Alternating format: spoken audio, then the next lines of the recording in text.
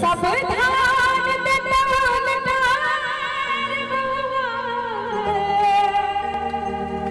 सब धान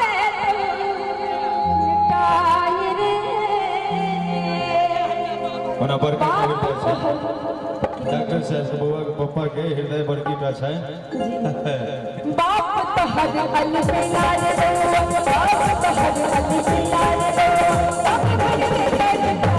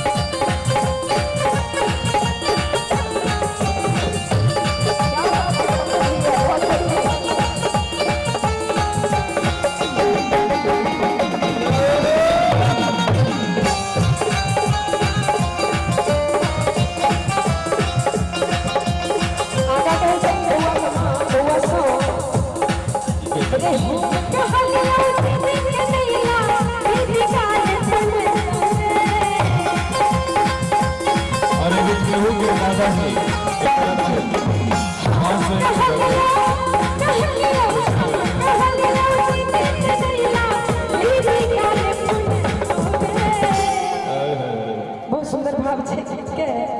कि हम कहले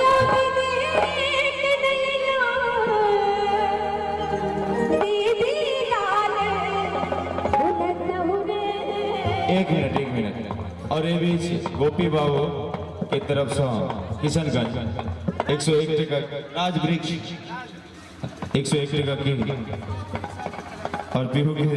बाबा की तरफ से 401 टका के सुंदर सा निशावर और ये बीच 100 टका के निशावर विजय कुमार चंचरीक जी बहुत बहुत धन्यवाद। कही छथी कि हम कहले दीदी के नैना दे दे लाल फूल तहुरे सबसे बढ़िया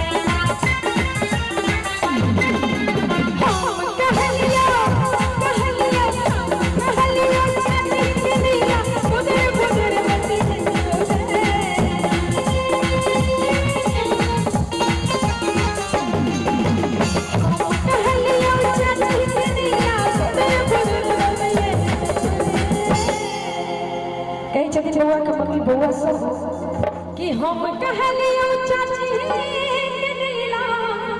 खुदर बदे तहुरे सबसे बढ़िया सबसे बढ़िया